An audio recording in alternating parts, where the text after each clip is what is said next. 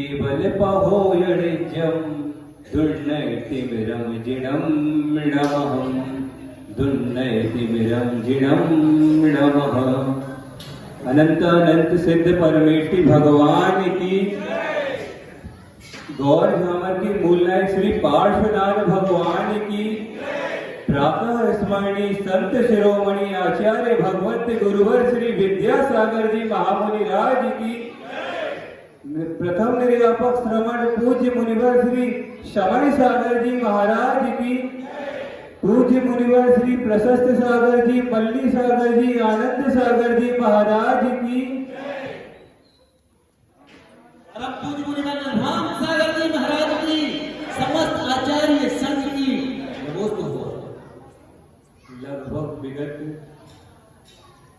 12-13 दिन से पूज्य बड़े महाराज जी का संघ आपके नगर में विराजमान है और लगभग 12 दिन से ही आप लोग निरंतर धर्म देशना का लाभ भी ले रहे हैं और आज आपके समक्ष हम बड़े महाराज जी की आज्ञा से उपस्थित हुए हैं। हमें प्रवचन आदि हम करते नहीं, आता भी नहीं, लेकिन बड़े महाराज जी ने कहा तो हम आपके सामने उपस्थित हुए हैं। अनादिकाल से यह संसारी प्राणी संसार के परिभ्रमण को ही प्राप्त है। परिभ्रमण में यह संसारी प्राणी निरंतर नाना रूपों को धारण करता है। नाना रूपों को धारण करता है। मात्र इस संसारी प्राणी ने इस संसार में आज तक प्रदर्शन ही प्रदर्शन किया है, दर्शन कम किया है। दर्शन किया होता तो संसार का परिभ्रमण संसारी प्राणी का छूट के वह भी मुक्त हो जाता। लेकिन आज तक जो परिभ्रमण किया है उसका कारण क्या? ड्रामा। संसारी प्राणी देखते हैं आप लोग कि कभी त्योहार आदि के अवसर में मास्क बिकते हैं बाजारों में और संसारी प्राणी अपने मुख को छुपाकर मास्क लगाकर नए नए रूपों को धारण करता है। उसका अंतरंग भिन्न होता है और ऊपर का रंग भिन्न होता है। ऐसे ही संसारी प्राणी इस संसार में मास्क लगाकर चहुगतियों का 84 लाख योनि में परिभ्रमण कर रहा है। कभी नारकी हुआ तो नारकी रूप धारण कर लिया, कभी त्रियंच हुआ तो त्रियंच का रूप, कभी मनुष्य हुआ तो मनुष्य का रूप धारण किया है, कभी देव हुआ तो देव का रूप धारण किया। बस इन चारों गतियों में जो 84 लाख योनियां हैं उन्हीं में घूमा है। इससे ऊपर उठने का पुरुषार्थ आज तक उसने नहीं किया है। यदि जिन्होंने पुरुषार्थ किया है वह हमारे लिए पूज्य हो गए हैं, जो अनंतानंत सिद्ध परमेष्ठि हुए हैं।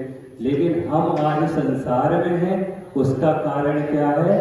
तो आचार्य भगवंत कहते हैं दर्शन गहराता और प्रदर्शन उथला।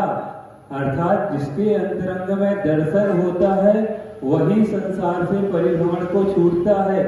एक बार इस संसारी प्राणी को सम्यक दर्शन की यदि उत्पत्ति हो जाती है तो इसका संसारी प्राणी का संसार चुल्लू भर पानी के समान बसता है। और जब तक संसारी प्राणी को सम्यक दर्शन की प्राप्ति नहीं होती तो प्रदर्शन के द्वारा इस संसारी प्राणी का संसार समुद्र सागर के समान रहता है। हमारा संसार अनादिकाल से चला आ रहा है। हमारे अंदर सम्यक दर्शन है या नहीं है ये हमारी बुद्धि का विषय नहीं है, लेकिन प्रत्येक आत्मा ने मिथ्या दर्शन का अनुभव अनंत काल से किया है। अनंत काल संसार में विद्यमान रहने का कारण मिथ्या दर्शन ही है और वह मिथ्या दर्शन प्रदर्शन के कारण होता है। यह प्रदर्शन किमात्मक होता है। एक उदाहरण आता है, एक पात्र है, उस पात्र में जल भरा हुआ है और जल में यदि तेल या घी की बूंद डाल दी जाती है तो वह ऊपर ऊपर ही तैरती रहती है। उसका उस पानी के साथ संबंध प्राप्त नहीं होता, वह ऊपर ऊपर तैरती रहती। इसी तरह हम भी नाना गतियों में नाना पर्याय में ऊपर ऊपर तैर रहे हैं। हमने अपने अंतरंग को नहीं पाया है। यदि हमारे अंदर दर्शन होता, जैसे उस पानी में जल का स्वभाव शीतल हुआ होता है और शीतलता के साथ उस जल का तादात्म्य संबंध होता है। आपने देखा होगा जल उसका स्वभाव शीतल है, उस शीतलता को उससे हटाया नहीं जा सकता। अग्नि है, अग्नि की उष्णता है, उस उष्णता को उससे हटाया नहीं जा सकता है। दूध है, दूध की मधुरता है, उस माधुर्य गुण को उससे हटाया नहीं जा सकता। इसी प्रकार संसारी प्राणी जीव द्रव्य का जो स्वभाव है उस स्वभाव से उसको हटाया नहीं जा सकता। लेकिन प्रदर्शन के कारण संसारी प्राणी आज तक अपने स्वभाव को न पाते हुए अन्यथा रूप ही परिभ्रमण कर रहा है, परिणमन कर रहा है। जिस तरह उस पात्र में जल है उसको थोड़ा सा तिरछा कर दोगे तो वह जो तेल की बूंदें हैं वो नीचे की ओर जाती है। ऐसे ही संसारी प्राणी प्रदर्शन के द्वारा निरंतर नीचे की ओर गति कर रहा है, अपने स्वभाव में गमन नहीं कर रहा है। तादात्म्य संबंध का नाम लिया, आपके समक्ष हम सिद्धांत में संबंधों का प्रकरण आता है उसे रख रहे हैं। एक द्रव्यगत जो संबंध हुआ होता है वह तादात्म्य संबंध होता है। जैसे बताया दूध की माधुरता, दूध भी वही है और मधुरता भी वही है, वह अलग से नहीं आई, वह एक द्रव्यगत ही संबंध है, वह तादात्म्य संबंध है। और एक संबंध होता है संश्लेष संबंध, वह दो द्रव्यगत संबंध होता है। और दो द्रव्यगत संबंध अनादिकाल से आज तक जीव का और पुद्गल का चला आ रहा है, जिसके द्वारा यह जीव वैभाविक पर्याय में परिणमन कर रहा है। जैसे जल है उसका स्वभाव शीतल है, वह शीतलता उससे कभी भिन्न नहीं होगी।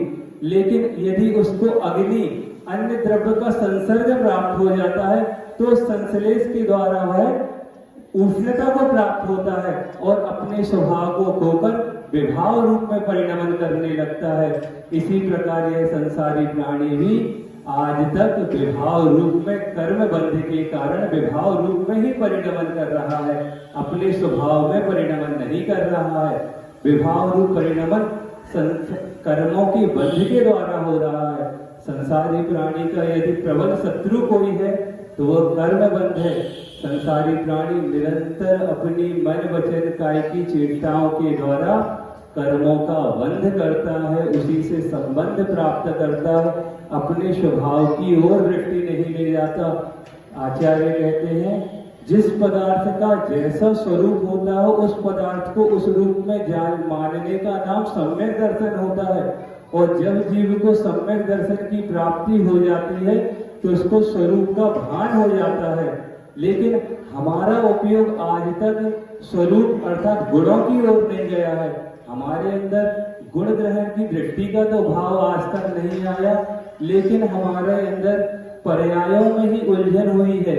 सम्यक दृष्टि जो होता है वह जिस पदार्थ का जैसा स्वरूप वैसा जानता है, अर्थात पदार्थ कैसा है तो गुण पर्याय व द्रव्यम, ऐसा उमा स्वामी महाराज कहते हैं कि जो पदार्थ अथवा द्रव्य होता है वह गुणों और पर्यायवान होता है, गुण और पर्याय वाला होता है। सम्यक दृष्टि जो होता है वह गुणों को गुण के रूप में और पर्याय को पर्याय के रूप में जानता है और उसे स्वीकार करता है। लेकिन जिसका उपयोग आज तक पर्यायों में ही उलझा है तो कुंद स्वामी कहते हैं पर समया मूढ़ा ही पज्जता, अर्थात जो पर्यायों में मूढ़ है, जिसको पर्याय का ज्ञान नहीं अपितु जो पर्यायों में मूढ़ है वह पर समय है, वह मिथ्या दृष्टि है। जो स्वसमय होता है वह सम्यक दृष्टि होता है और जो पर समय होता है वह मिथ्या दृष्टि होता है। यह शरीर मेरा है, यह मेरे हैं, सभी रिश्ते नाते और पर पदार्थों के प्रति जो अपनत्व का भाव है, देह के प्रति जो ममत्व का भाव है कि यह देह मेरी है, यह मनुष्य पर्याय को मानना कि यह मनुष्य पर्याय मुझे मिली है, ये तो सम्यक दृष्टि जानेगा। लेकिन जो कहेगा यह देह ही मेरी है वह मिथ्या दृष्टि के लक्षण होते हैं। आप छैडाला ग्रंथ में पढ़ते हैं देह जीव को एक गणे वह बहिरात्म तत्व मुधा है, अर्थात जो अंतरात्मा नहीं है वही वह बहिरात्मा है और जो देह और जीव को एक रूप मान रहा है वही बहिरात्मा है।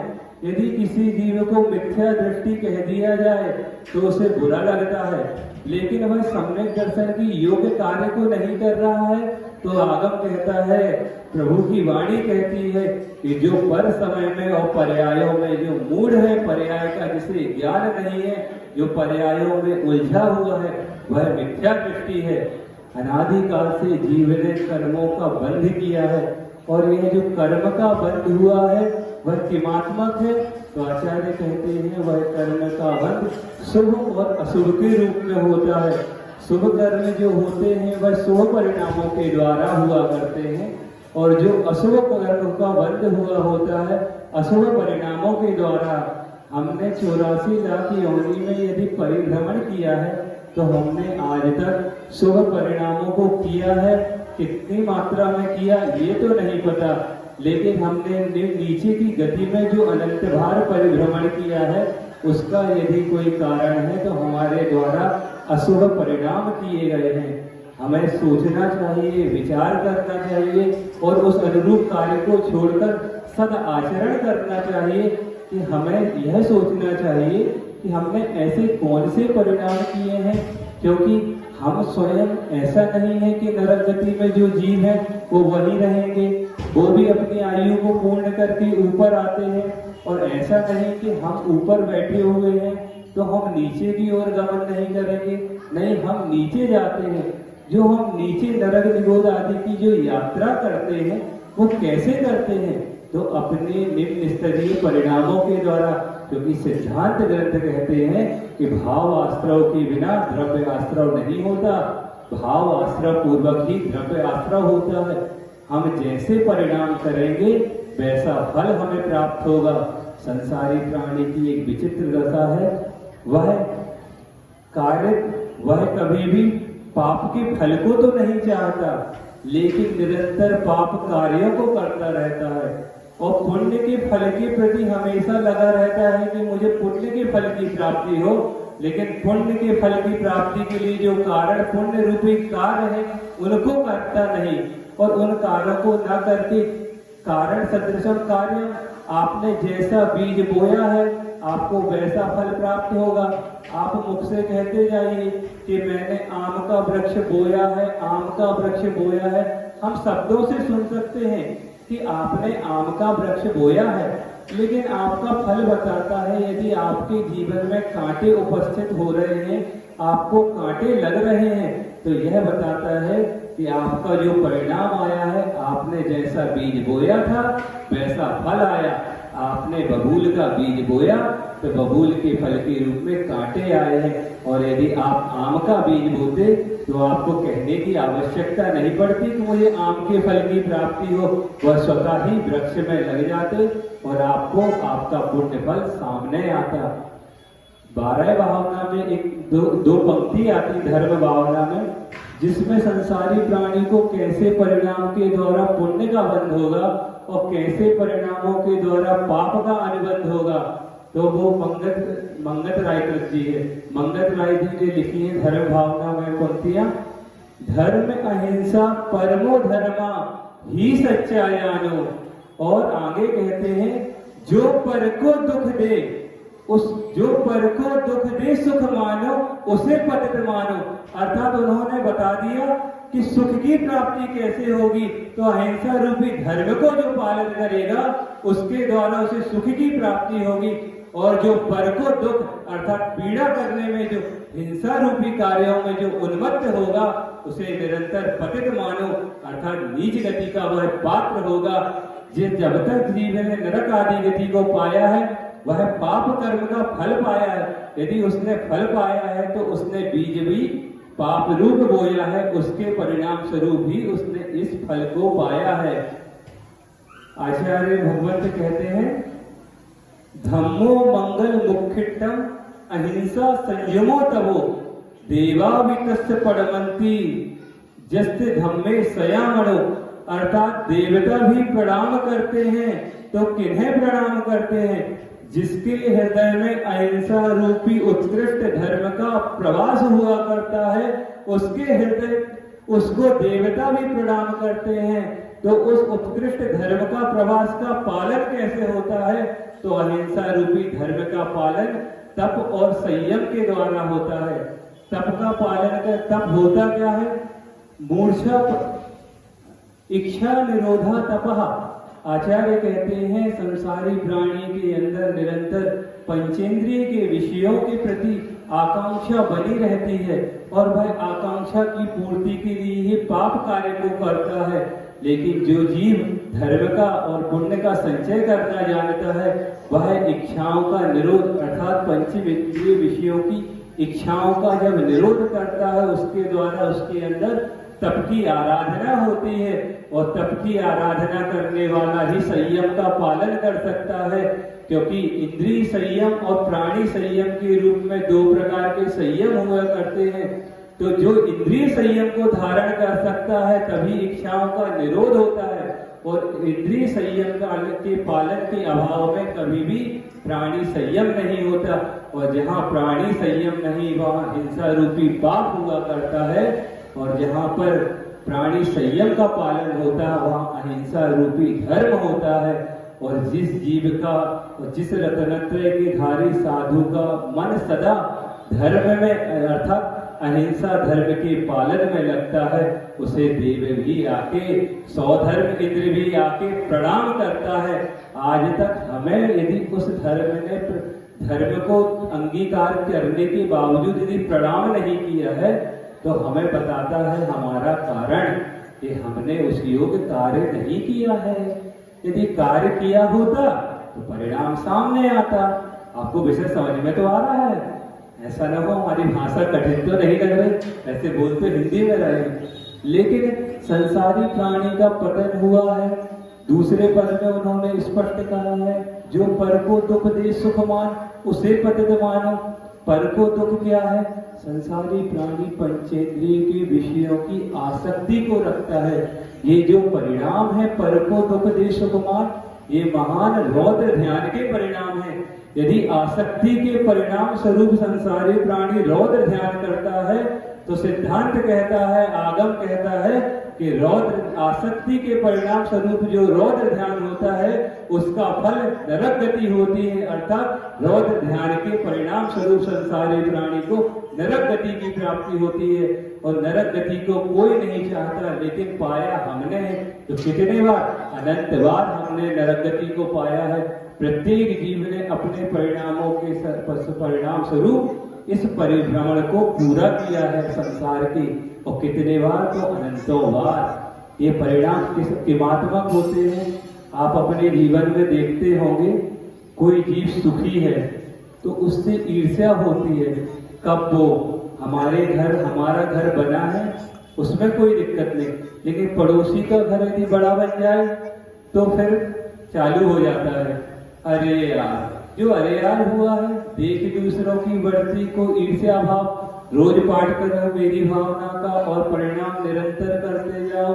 यही संसारी प्राणी रौद्र ध्यान के परिणाम करता है। पंचेंद्रियों के विषयों में आसक्त होता है। करता क्या है? हमारे स्पर्श इंद्रिय के विषय हम मानते हैं कि आप अविरत सम्यक दृष्टि हैं, आप प्रतिकार नहीं, आपसे सहन नहीं हो पाता, आप निरंतर लगे रहते हैं कि पंखा है, पंखा चालू करेंगे। क्यों? क्योंकि आपसे गर्मी सहन नहीं होती। यथा योग्य भूमिका ठीक है, लेकिन जिनके अंदर आसक्ति के परिणाम, ठंडी का भी सीजन चल रहा है लेकिन आदत है, हम पंखे कूलर एसी के बिना नहीं रह सकते। एक बार सोचो, जिस समय उस बिजली का निर्माण होता है उस समय क्या होता है? जीवों की हिंसा होती है। उस समय हम पर प्राणी को दुखी करते हैं और उस दुख में हम अपना सुख आनंद मान रहे हैं। उस समय हम स्पर्श इंद्रिय संबंधी रौद्र ध्यान को करते हैं। हमारा उपयोग भी नहीं जाता कि हम रौद्र ध्यान को कर रहे हैं। आचार्य कहते हैं परे मोक्ष हेतु, धर्म ध्यान और शुक्ल ध्यान मोक्ष के हेतु हैं और अपरा संसार हेतु। हम निरंतर आर्त ध्यान और रौद्र ध्यान करते। जब हमने संसार के हेतु को चुन के रखा है तो हमारे अंदर आएगा क्या? यह संसार का परिभ्रमण ही चलेगा हमारा, हम उससे ऊपर नहीं उठ पाएंगे। हम देखते हैं कि हमारे अंदर घ्राणित्री में क्या होता है, हमें अच्छी अच्छी सुगंधित खुशबू अच्छी लगती है और दुर्गंध के प्रति हमारे अंदर ग्लानि के भाव। एक बार सोचो, विचार करो, जो इत्र सेंट आदि का जो निर्माण हुआ है वो जीवों की हिंसा, कहते हैं संगी पंचेती पर्याप्त चिड़िया जैसे जीवों को मारकर उस इत्र का निर्माण होता। सोचो, जिस चिड़िया की अंदर पंचम गुण स्थान को धारण करने की क्षमता, उसके बल के द्वारा हमारे सुख की पूर्ति हो रही है और हम उस सुख में आनंद मनाते हैं। संसारी प्राणी अपने थोड़ी सी जिह्वा इंद्रिय के लिए मांस का सेवन करता है, मदिरा का पान करता है। क्या मदिरा का पान करने वाला और मांस का सेवन करने वाला कभी सम्यक व्यक्ति हो सकता है?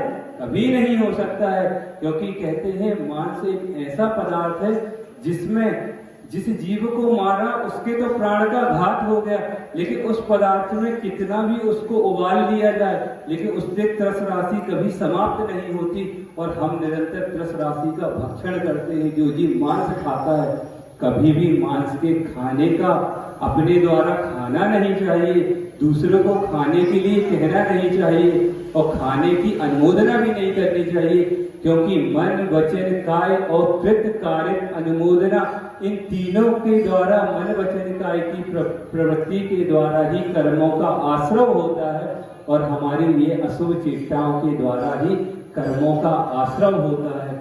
एक छोटा सा दृष्टांत आपके समक्ष रखते फिर पूर्ण करेंगे, क्योंकि समय हो रहा है, 9:30 बज रहे हैं। एक दृष्टांत की संसारी प्राणी पर को दुख में सुख मानता, जितना वह अपने दुख से दुखी नहीं है उतना दूसरे के सुख से दुखी है, और जितना अपने सुख से सुखी नहीं है उससे ज्यादा दूसरे को दुख देने में उसे आनंद आता है। ये संसार की रीत है। एक बार क्या हुआ, एक प्रकरण पढ़ रहे थे, उस प्रकरण में आया 2 व्यक्ति हैं, वह आपस में मित्र हैं और विषय वही है ड्रामा प्रदर्शन। ऊपर से तो रंग मित्रता का है, लेकिन अंतरंग में जो परिणाम है एक दूसरे के प्रति आपको आगे मिलेंगे क्या परिणाम है। 2 व्यक्ति हैं, उन 2 व्यक्तियों ने सोचा हम दोनों साधना करें और साधना करके एक देवी को प्रकट करें, और दोनों ने सोच लिया कि चलो चलें, और दोनों पहुंच गए कहां पर, एक एकांत स्थान में। उस एकांत स्थान में जाकर उन्होंने साधना प्रारंभ कर दी और साधना करते करते कालांतर में देवी प्रकट हो गई। और जैसे ही देवी प्रकट हुई और देवी ने कहा उठो वत्स, और दोनों के चेहरों पे मुस्कुराहट आ गई। क्यों? क्योंकि साधना सफल हो गई, देवी प्रकट हुई। देवी ने कहा मांगो, क्या चाहते हो, जो मांगोगे वह तुम्हें प्राप्त होगा। जैसे ही देवी ने ये कहा, मन की चीज प्राप्त होती है तो संसारी प्राणी को हर्षोल्लास आ जाता है और वह हर्षोल्लासित हो गए।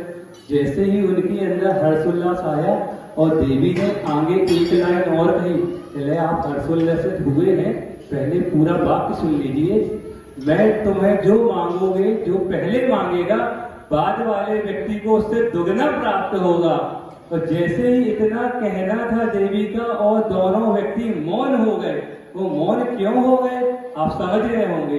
उसमें से क्योंकि एक व्यक्ति लोभी था और एक व्यक्ति मास्तव्य को धारण करने वाला था। ये दोनों पाप रूप परिणाम माने जाते हैं, चाहे लोभ कसाय की तीव्रता हो और चाहे मायाचार की तीव्रता हो, क्योंकि मायाचार की तीव्रता में मात्सर्य जन्य परिणाम होते हैं और लोभ कसाय की प्रवृत्ति को धारण करने वाला लोभी कहला सकता है और आसक्ति कहलाती है उसके अंदर की।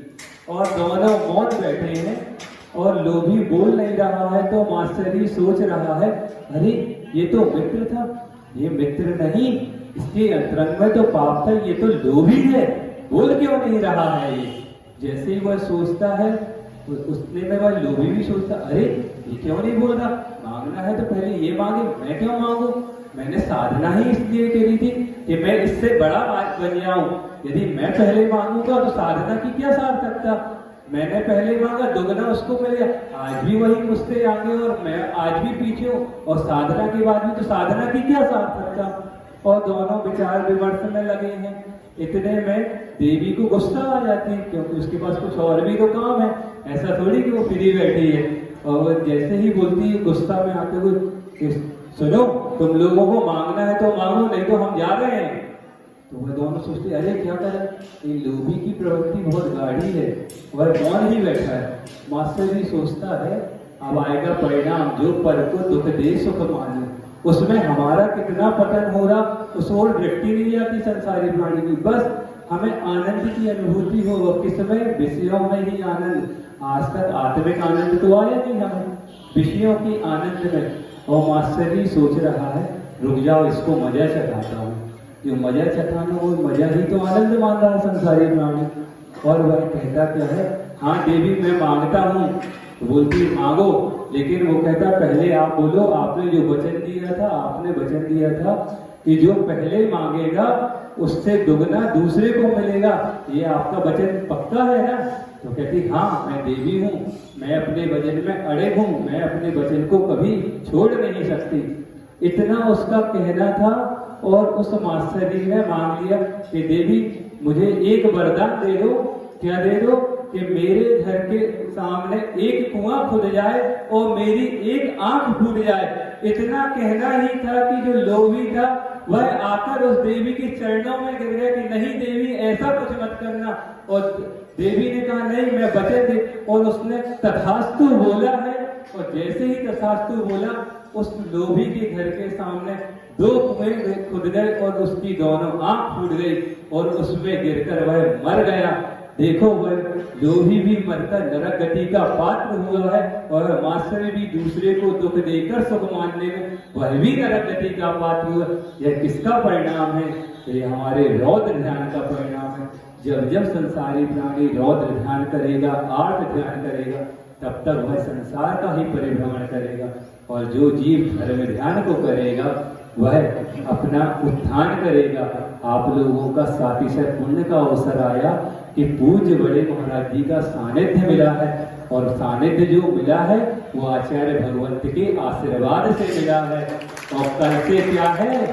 सिद्ध चक्र महामंडल विधान है, अर्थात आपको धर्म ध्यान करने का सुअवसर प्राप्त हो रहा है। और किसके सानिध्य में?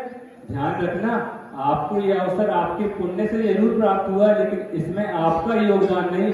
यदि किसी का योगदान है तो आचार्य भगवंत के आशीर्वाद का योगदान है।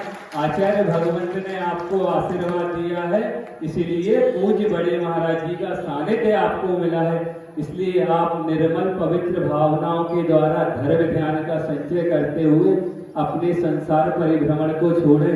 देखो पंचेंद्रिय के विषय ही है। जब पंचेंद्रिय निरोध किया है तो देवों ने भी आकर साधु को प्रणाम किया है। और जहाँ पंचेंद्रिय के विषयों में आसक्ति का परिणाम हुआ है, उस जीव का तिरस्कार हुआ है। आपको तिरस्कार करना है या अपना उत्थान करना, ये आपके ऊपर है। आप चाहें तो नरक निगोद की वासी बने, और आप चाहें तो धर्म ध्यान करके परंपरा से जो मोक्ष का कारण है, आगे जाकर सिद्ध पर्याय को जब द्रव्य क्षेत्र काल आदि की आपको सुद्रव्य, सुक्षेत्र, सुकाल, सुभाव, सुभव के निमित्त से ही हमारा अंतरंग का उपादान जागृत होता है। जिस समय हमें समीचीन सामग्री की प्राप्ति हो तो हमें मोक्ष सुख की प्राप्ति हो सके, उसके लिए परंपरा से यदि कोई साधन है तो धर्म ध्यान ही साधन है। और उसका अवसर आपको कल से मिल रहा है।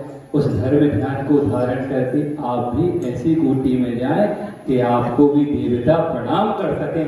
इन्हीं पवित्र भावनाओं के द्वारा अहिंसा परमो धर्म की आचार्य भगवंत श्री गुरुदेव विद्यासागर जी महामुनिराज की पूज्य निर्यापक श्रवण श्री समय सागर जी महाराज की परम पूज्य मुनिवर ब्रह्म सागर जी महाराज की बोधि समाधि परिणाम शुद्धि स्वात्मोपलब्धि विशोक सिद्धि चिंतामणि चिंतित वस्तुदाने त्वामन्य मानस्य ममास्तु देवी द्वादशम